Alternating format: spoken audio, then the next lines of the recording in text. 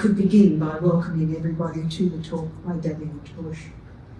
My name is Barbara Simon. I'm the Vice President of the Australian Jewish Historical Society, and the reason I slipped up is because the President is actually present with us today, Peter Philipson. So let's talk about Daniela and her story. She was born in Prague and migrated with her parents to Australia as a child. She attended school and university in Sydney, graduating with first-class honours in psychology and going on to study sociology for her PhD. She worked at film school while working on a production of Newsfront and became an executive producer at Film Australia. Daniela was instrumental in shaping government policy on women's education, acting as a consultant to the Commonwealth Schools Commission, and was subsequently appointed Executive Officer for the Steering Committee for the Enquiry into Social Change and the Education of Women. She compiled a biography of social change and the education of women with Martha Kay and Robert Ryan, who's a former president of the Australian Jewish Genealogical Society. She was one of 3 founding producers of Insight, the current affair program on SBS. She's the mother to a son and daughter and a proud hallmark to 6 grandchildren. After the fall of the Berlin Wall, Daniela visited Prague to act on behalf of her aged mother over a property claim. She continued regular visits to Germany and Prague over several years. And in 2003, she began writing her family history. Over many years, Daniela's been an active member of the AJHS and developed a deep understanding of Czech genealogical resources and research strategies. She authorised the Czech Research Guide that's available on our website. Today, she'll share with us some of the information that she uncovered about her family, and having already published 2 books, Schools Out and Good Morning Boys and Girls, and now a very personal story called Crying in the Archives. I'd like to welcome everybody from interstate who's joining us, and welcome Daniela. Hi. I'm going to read my speech, but I'll also be riffing off it, as we used to say in the 60s. I was delighted to be asked to talk about my new book, Crying in the Archives, today. Thanks to Barbara Simon and her committee for setting up this event. Thanks to you all for coming today, and to all the people that are watching remotely. I'm going to speak for about 40 minutes and then there'll be question time. My book tells the story of my family from Czechoslovakia. Today it's called the Czech Republic and sometimes Czechia. I'll use all 3 names throughout my talk. The book explains how I came to grow up in Australia. Thanks to my publisher, the Sydney Jewish Museum, for taking it on and backing me.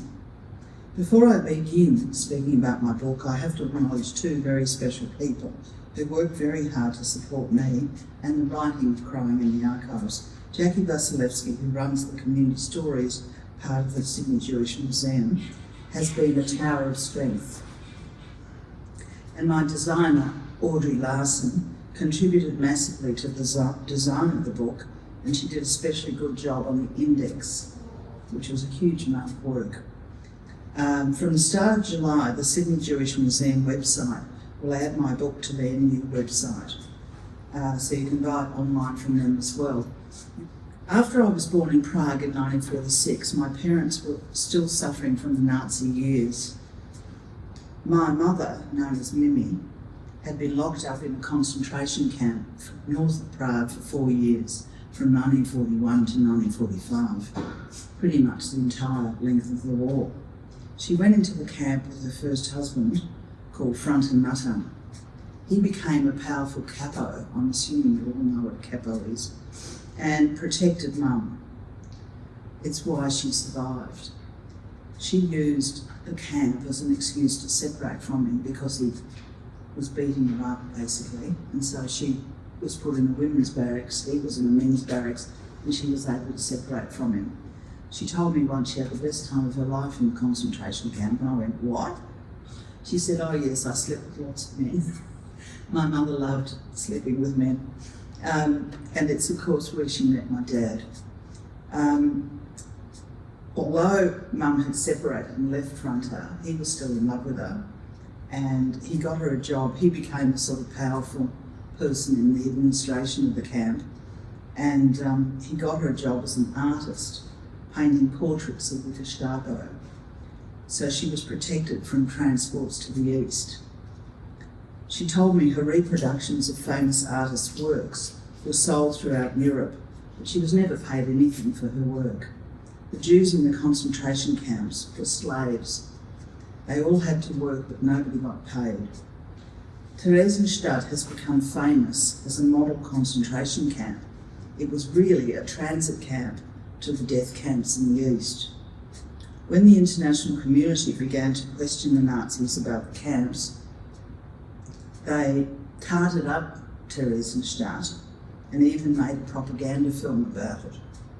There were international delegations sent, especially from the Scandinavian countries, to report on the camp, but before the visits took place, the camp was sort of gussied up.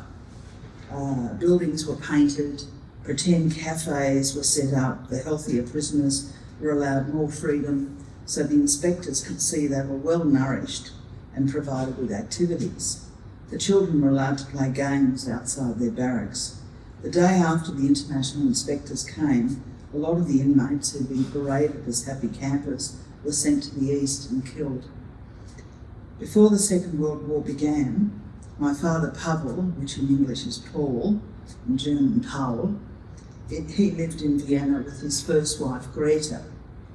Then in February 1945, like a few months before the war ended, he was deported to Theresienstadt, the camp my mother was in. They met and fell in love, but they were both already married and not to each other. When Dad emerged from the camp, he returned to Vienna and told Greta he'd fallen in love with my mother. Greta unfortunately slashed her wrists in the bath and committed suicide, which was a terrible thing to happen, and I still feel very bad for Greta. Both my parents lost their families after the Nazi invasion of Czechoslovakia in 1938.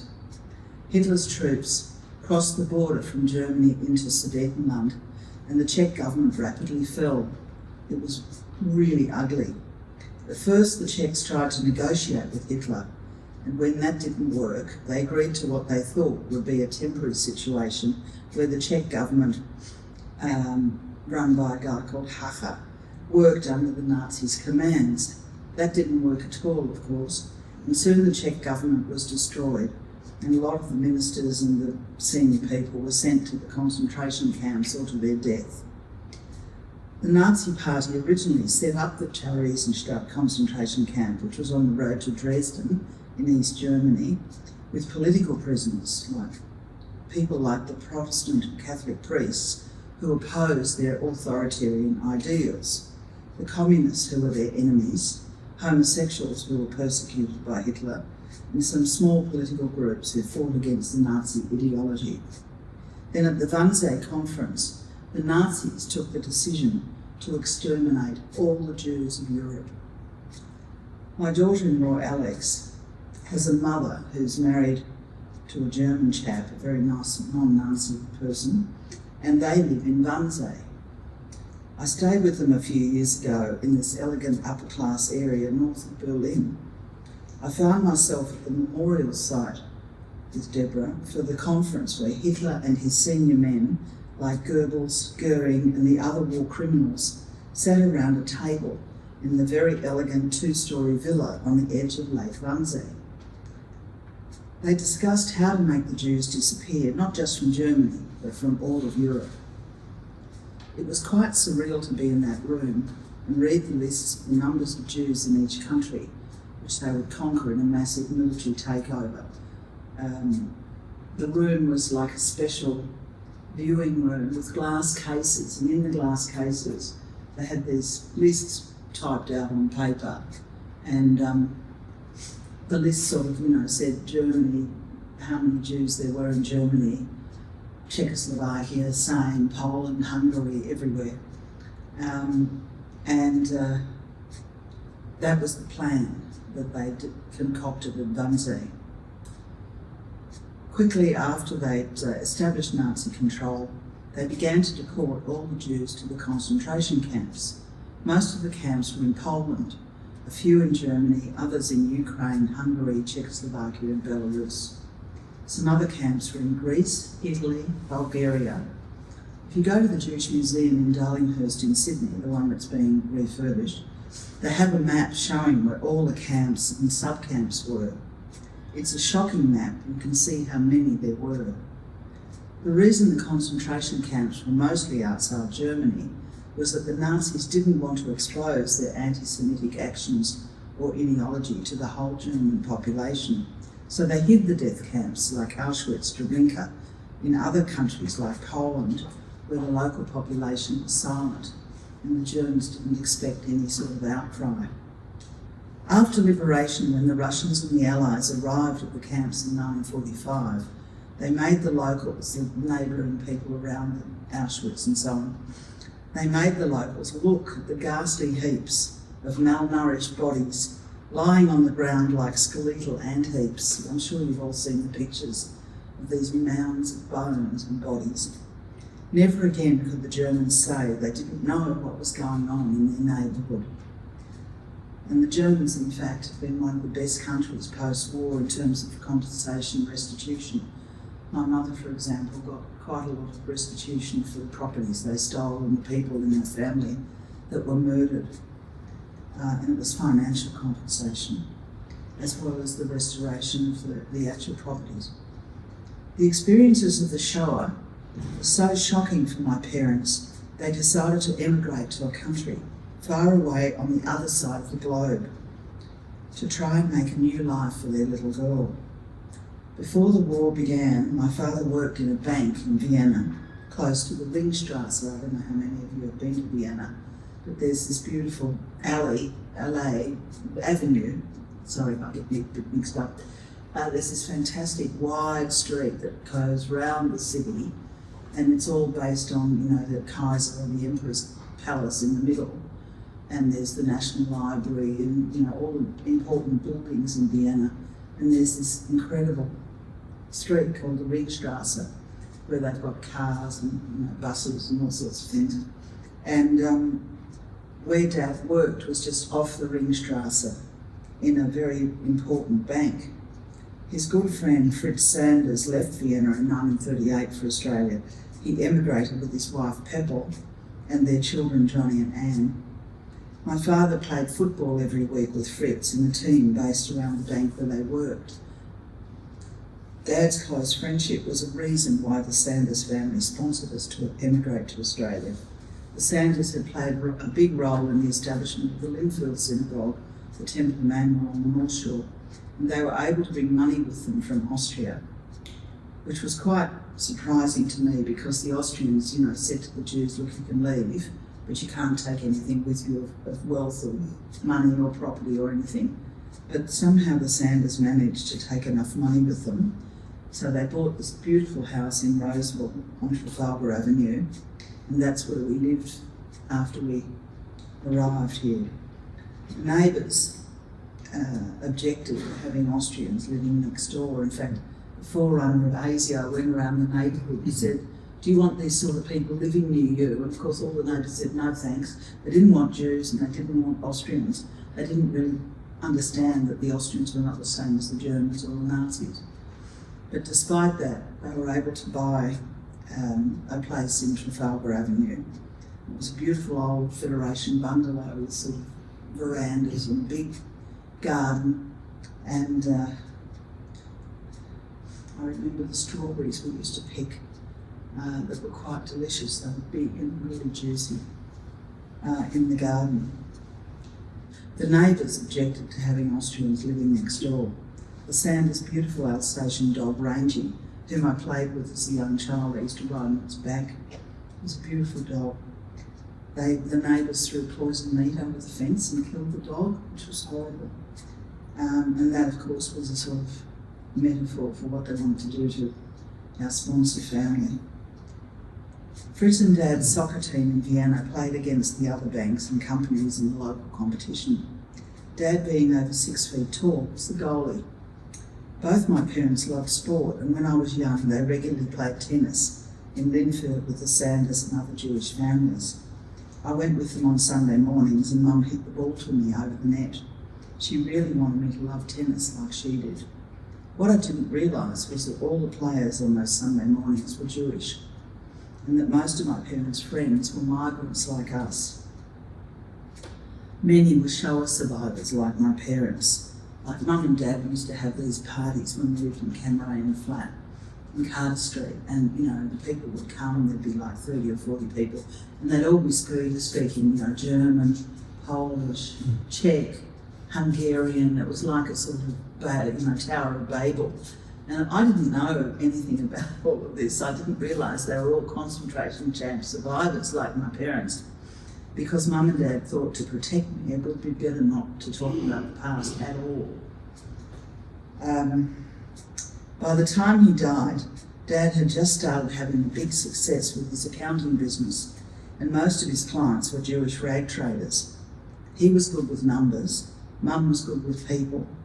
He would do all the tax work, and she would go to the clients' factories in Surrey Hills. Sometimes I would go with her and come away with glamorous sheath dresses. I was about 14 at the time. Sheath dresses in the latest fashion and fabrics. Mum was so loved by the rag trade owners, they were happy to gift her dresses for her gangly tall daughter. Sadly, I was a big tomboy and couldn't care less what I wore, as long as I could climb trees and rocks and enjoy the Cammeray bushland where we lived. I used to play with the whole gang of mostly boys, and we'd play cowboys and Indians and cops and robbers, and there was a big sort of rock formation, huge sort of like a mesa almost, that you see in America or in Mexico, sort of like this big outcrop of sandstone. Today there's an apartment block built there, and I'd climb over the back fence and we'd run around in the bush and then climb up on this incredible sandstone. It wasn't until I was 11 years old that my father had a series of heart attacks. He died in a private hospital in Roseville in 1958, and it was a terrible shock for me and my mother. We had no family in Australia, but were fortunate to have friends who supported us emotionally and financially. Mum was able to sell Dad's accounting firm with the help of her boyfriend Laurie. Mum turned to drink as a result of Dad's death. That's how I discovered I was Jewish. I was searching for the bottle of sherry she kept in her bedroom cupboard and found a shoebox. In it were photos of strange-looking men wearing striped clothes and caps. I took the sherry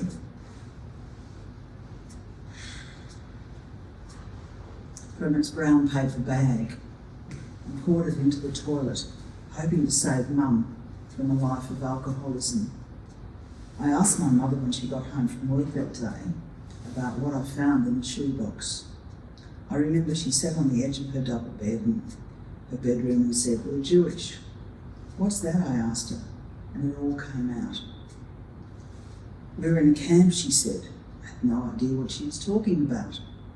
I'd been to a national fitness camp at Narrabeen Lakes when I was in primary school. Did she mean that sort of camp?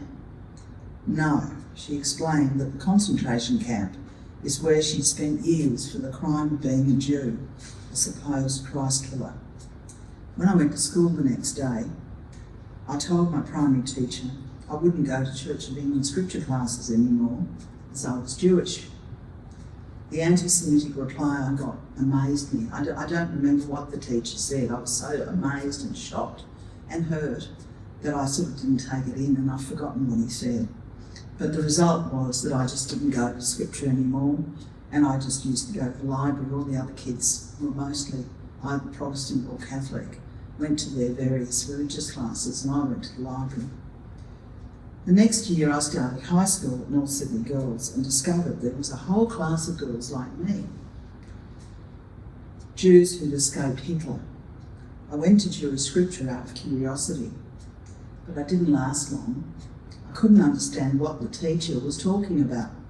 The woman who was teaching us was actually the daughter of Rabbi Julius Stone. I don't know if you knew him, but he was a rabbi at the North Shore Temple Manual. And Eleanor Stone, his daughter, was actually at North Sydney Girls.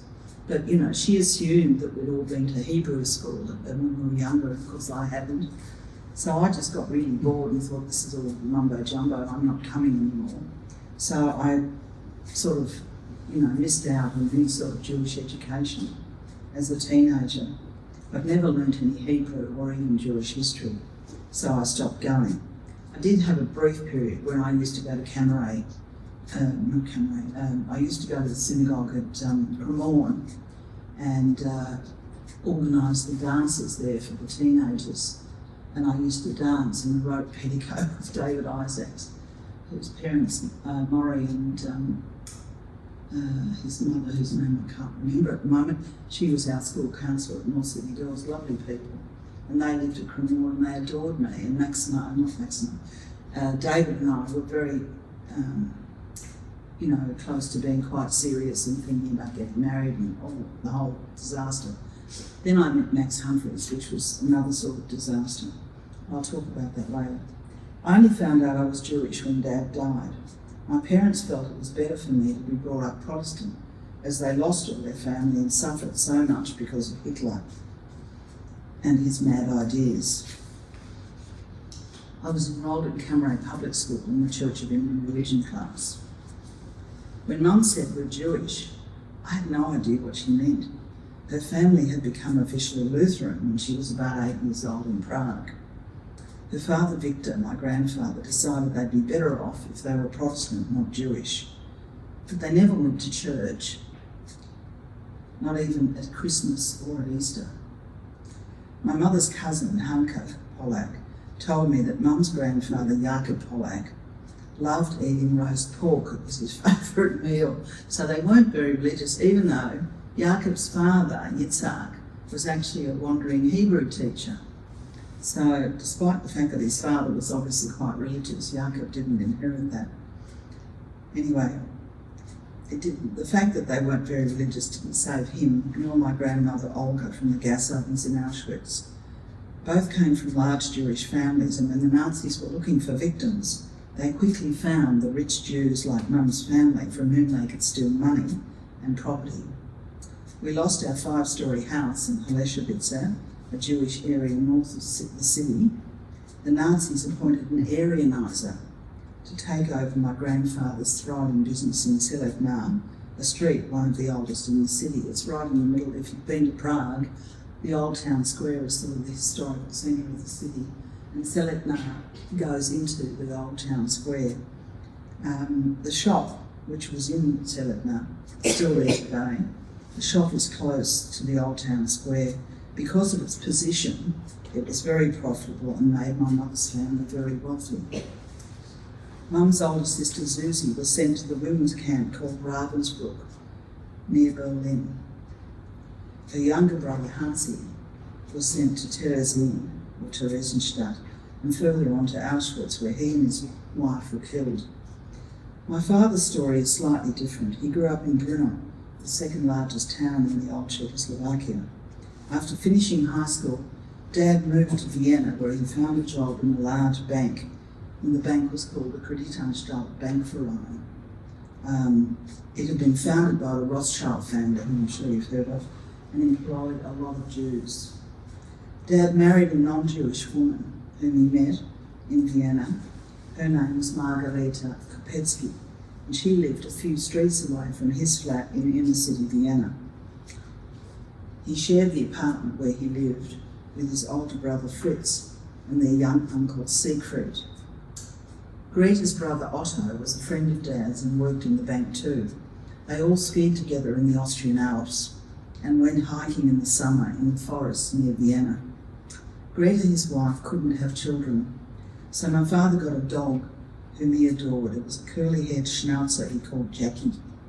I still have the photo of Jackie, which Dad carried in his wallet daily. The bank Dad worked at, the Kreditanstalt, he had a sports club with a swimming pool nearby, and he and his brother Fritz played a lot of tennis in the Prater, the huge park in the centre of the city. Dad and Greta had an apartment opposite the Prater, so they could walk in the park or cycle through it and enjoy the pool and the tennis courts often. His brother Fritz lived in the same street, Birkelandstrasse, opposite the Prater with his Hungarian-born Jewish wife, Antoinette. My father and his sister-in-law, Antoinette, got on very well. That's why my middle name is Antoinette.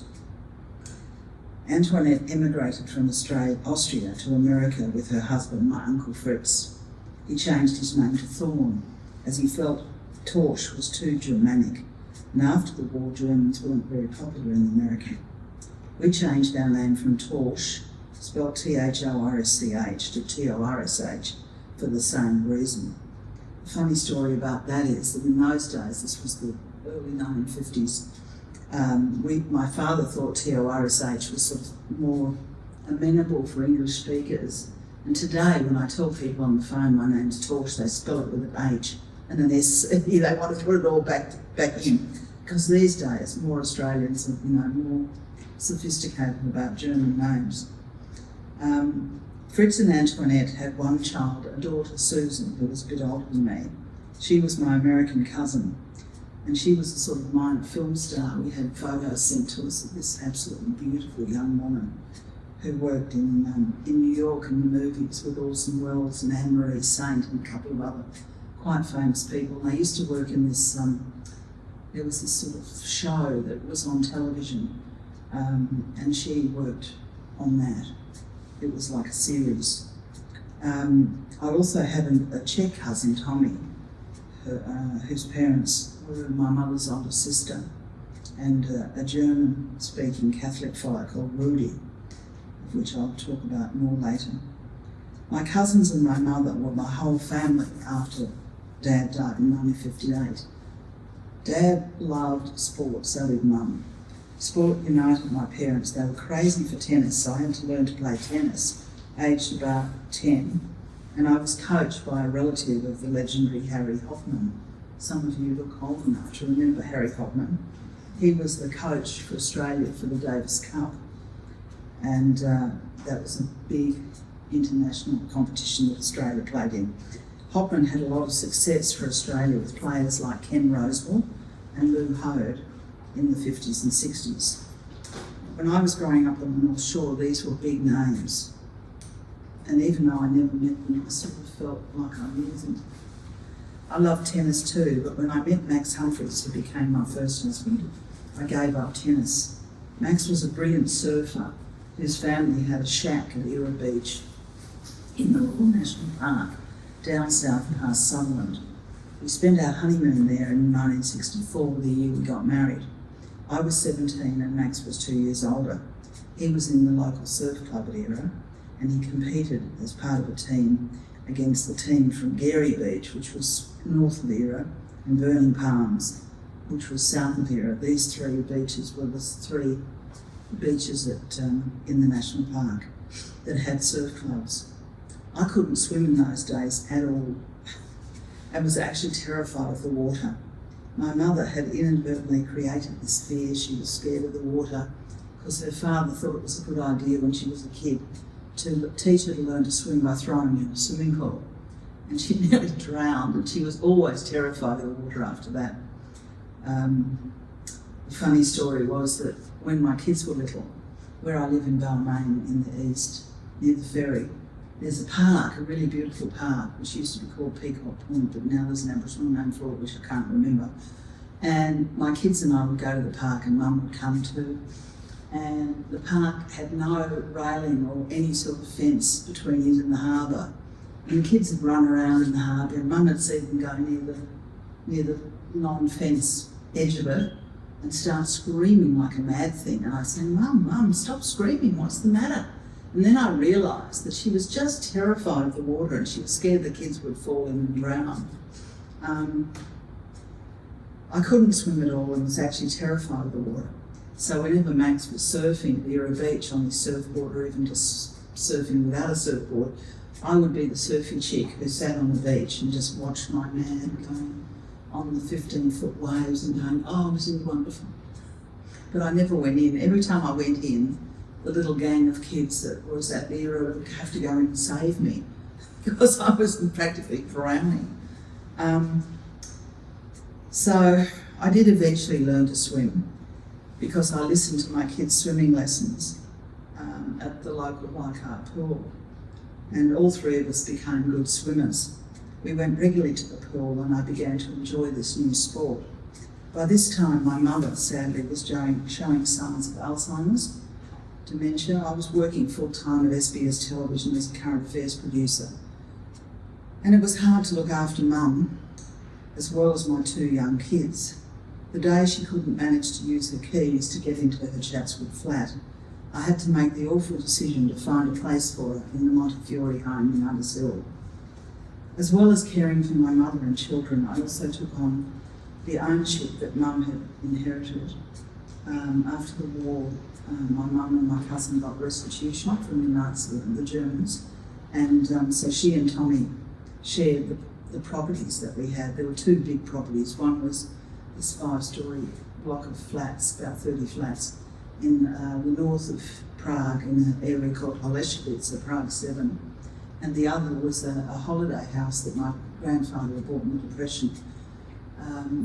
And it was in an area called Binz, Alfrugen. Binz was a little island, a big island, a bit like Kangaroo Island, that sort of size, and it was north of Berlin. So to get there, there was a train track from Hamburg, where my cousin lived, and the train gauge would get smaller and smaller as you got towards Rügen.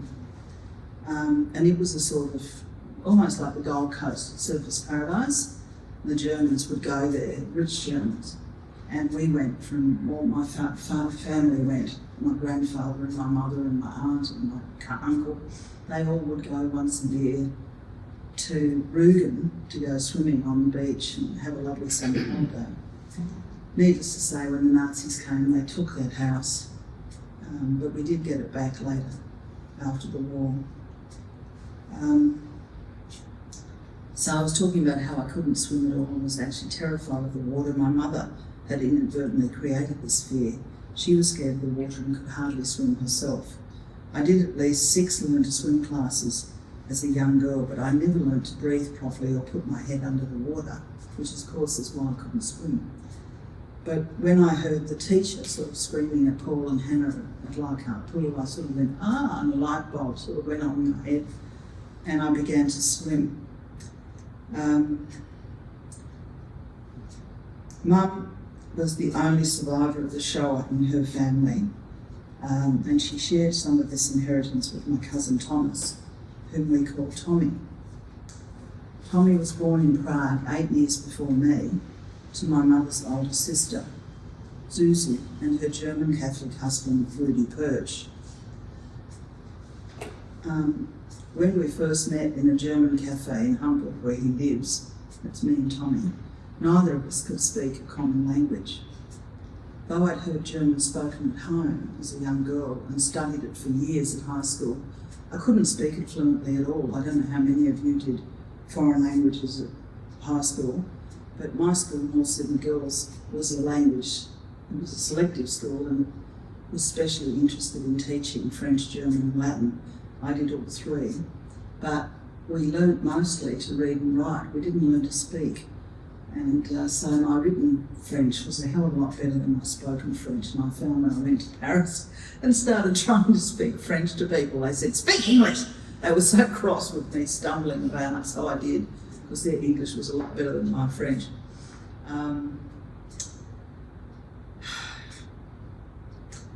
Same thing sort of didn't really happen with German. I tried to speak German, but it was very difficult. So when I came back after this particular visit to Germany, I decided to go to the WA, and I did classes in German for quite a long time until I got to the top class, and then there weren't any other people who wanted to share that class, so we didn't proceed, and I did French instead. So by the next visit to Hamburg, I was better able to speak to Tommy and his wife Dana, who's really Daniela, and their 3 kids, all of whom spoke quite good English. In my cousin's family, there's his wife Daniela, who they call Dana. There's a daughter who's also Daniela, and they call her Dunny. So whenever I go there, there's Dana, Danny and Dunny. But we all know who we're talking to and about. Eventually, I decided to sell my share of the Czech properties. Tommy sold our grandfather's beach house in Germany at Binz for a lot of money, and I got half.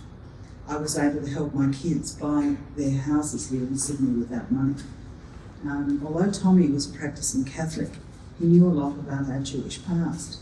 Writing my book, I consulted him and he gave me a lot of information about our family history.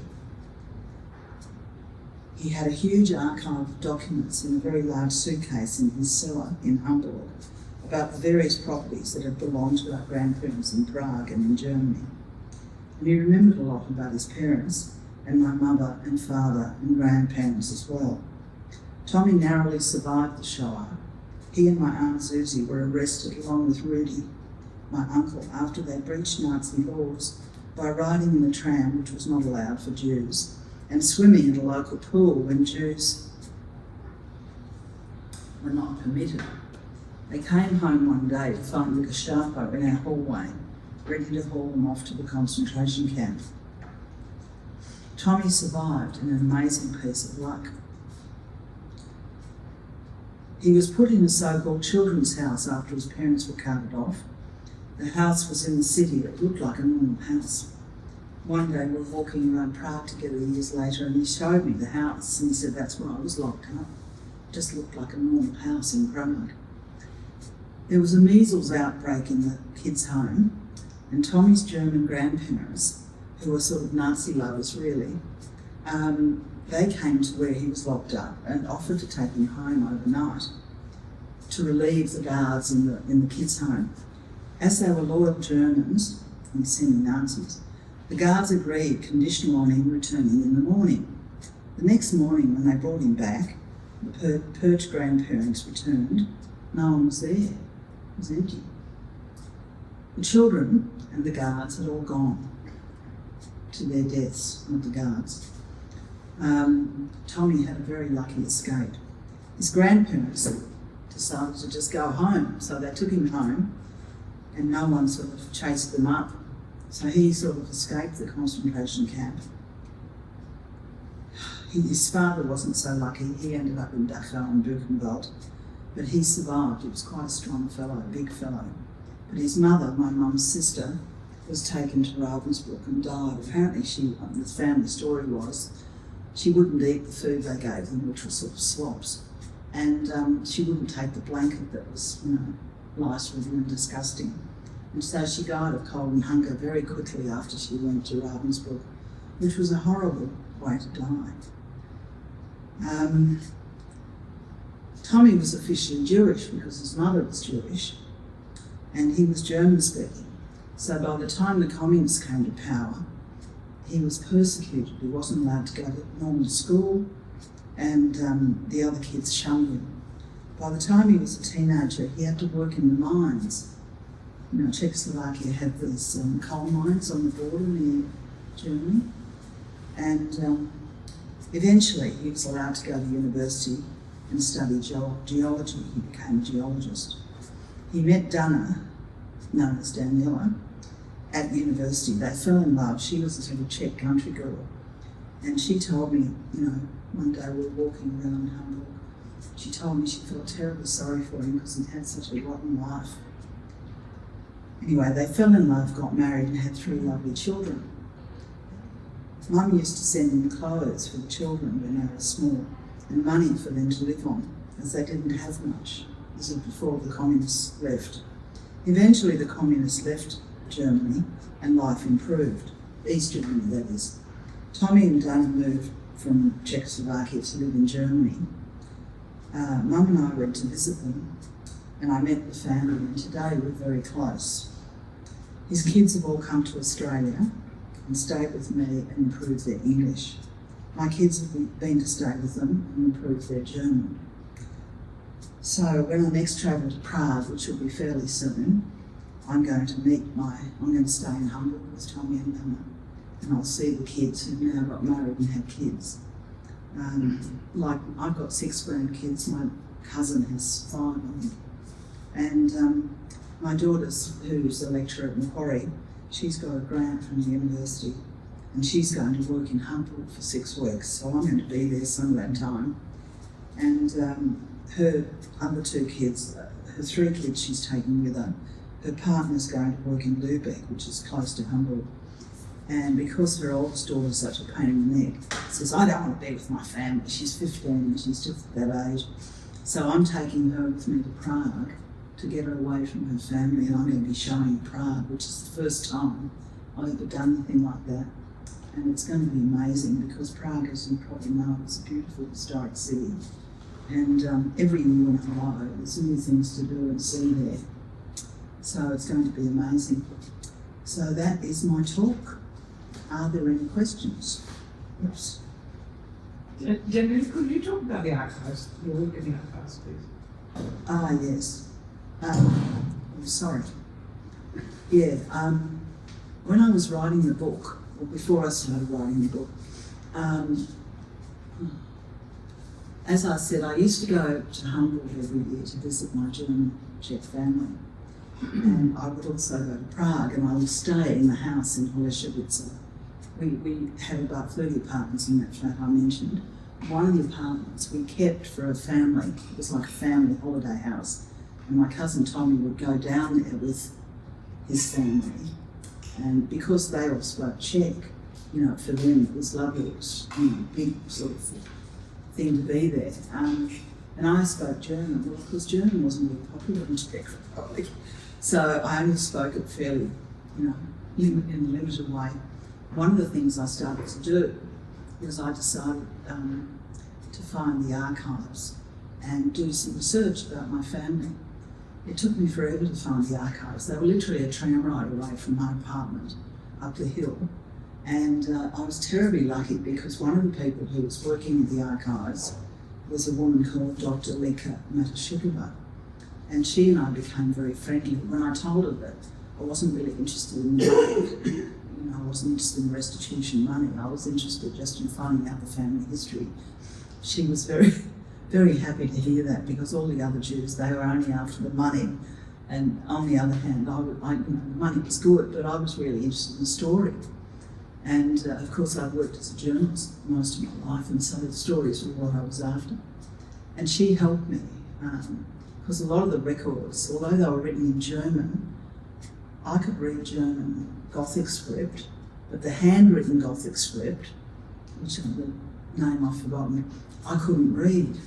And she could read that, of course. And so she read for me a lot of the records that, you know, I didn't read. And she uncovered sort of all these people I didn't know existed that were part of my family. Both my mother and father had a huge family on both sides. And so I used to go to Prague every year. I'd, you know, have a meeting with my cousin to talk about money and property, which called me stiff. And then I'd head off to the archives and start working there. And Lenka, she had a couple of assistants who were Czech women, and one or two of them spoke German, which they had to, because a lot of the archival records were in German. Because, of course, Czechoslovakia had been under the Austro-Hungarian Empire and the official language was German. So I kind of got very friendly with the people that worked in that section and found out all sorts of things about my family and in the archives, and was able to use it in my book. I couldn't have done the research without her. And the other person who helped me massively was a fellow who was in Brno. He worked in the archives in Brno. That was a branch of the National Archives, and his name was Jaroslav Klenovsky, and he was an absolutely delightful, incredibly helpful, knowledgeable fellow who drove me around Moravia, which is the second part of, if you look at a map of the old Czechoslovakia under the Austro-Hungarian Empire, there were three sort of, they weren't states, but they were kind of self-contained, self-governing areas. One was Bohemia, which is famous, so I'm a Bohemian. The middle one is Moravia, because my father came from Brno, the capital of Moravia, I'm also Moravian. And then the last one was Slovakia. And one of the things that happened, of course, was that when the communists left Czechoslovakia, Slovakia ended up splitting off from Bohemia and Moravia and became the Slovakian Republic. And the archive had to separate all their holdings, so the Slovakian archives got, you know, all the information about Slovaks. And Jaroslav in Brno was really not only helpful in the archives, but also drove me around so that I actually went to a lot of places in Moravia where my family had come from. And I was lucky in Bohemia. I had people in Prague who were helping me, a Jewish fellow whose name I can't remember right now, lovely guy, Lukas, I've forgotten his surname. He and his father drove me to a town in Bohemia where a lot of Mum's family had come from. There's a big, beautiful castle, not Karlovy, what's it called? Karlstein. I don't know how many of you have been to this castle, but it's quite magical. It's got these turrets and it looks like something from a fairy tale. And quite near there is the area they call Little America. That's where my Polak family came from the town there. And so I spent quite a lot of time in the cemetery there looking for, gravestones that related to my family. And I was really lucky that I got all this help. Today it's a lot easier than it was then because the Czech Republic's been inundated with Czechs like me who wanted to find out about their past, and they've sort of developed, a lot of people who know, and they work as guides for which they get paid, and it's a whole sort of new occupation in the Czech Republic.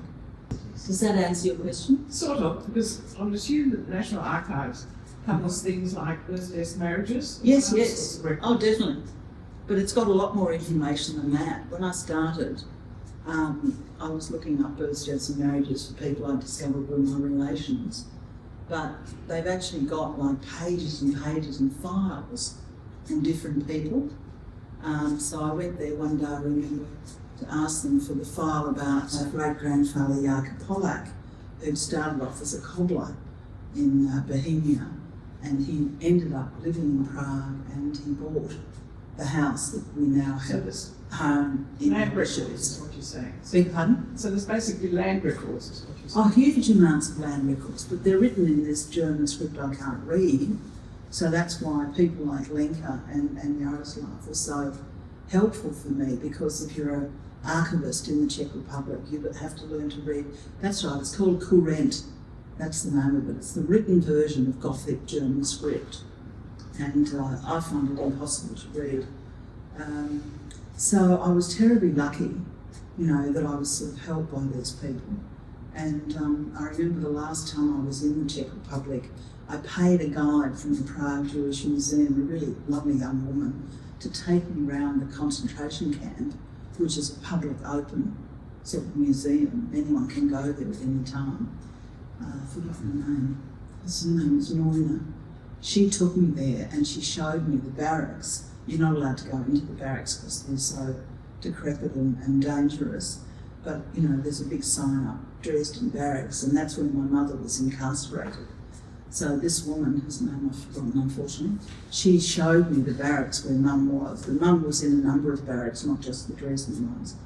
And also where Franta, her husband, was living, and where my aunt, who ended up dead at Ravensbrück, and my grandparents, who ended up dead at Auschwitz. And there's a museum there in Theresienstadt, or Terezin, they call it in Czech, and it shows quite a lot of information. There's a really fantastic display about music at Terezin, because what did the prisoners do when they were locked up? A lot of them were musicians, they locked up a lot of Jews from the Czech Philharmonic. And so they played music, they had concerts, they had theatre for the inmates, and a lot of that ephemera, they call it in the museum world, is there in the camp. And they used it like there's just the displays on music in the camp, art in the camp. And I went to see the one about art in the camp, hoping to see my mother's work. But I only found things that were not signed, and I couldn't swear that they were Mum's. They looked like her work, but I couldn't tell.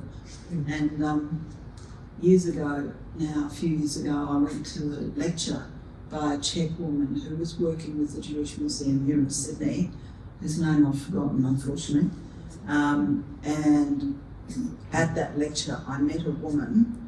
When my mother was in the concentration camp, she made friends with another artist, a Czech woman who was a professional artist called Boreshova. I think her name was Daniela Torsh. And the woman that I met at the talk also had been friends with Boreshova. And Boreshova did a beautiful portrait of my mother, which is hanging in my study. It's a really lovely painting, Mum, in 44, I think. Boreshova was quite famous. She survived and she came out of the camp and continued to paint. When they were all allowed to take a small suitcase to the camp, she just took her paints and paintbrushes. She didn't take any clothes or anything, or perhaps a clean pair of underpants. But you know, she was Jewish. Her husband wasn't Jewish, and he was a very nice man. I actually did an interview with him. I've forgotten his name now. In the beautiful house they owned in Prague 6, which is close to where we lived.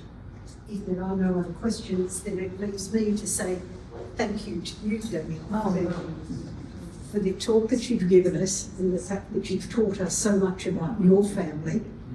And I hope that all of you who are both online and here with us today will also know that if you are researching any of the areas that Daniel's spoken about, that you will come and find her to help you when you're doing your research. So from us to you, a small gift of thank you that we hope you enjoy tonight as you sit down.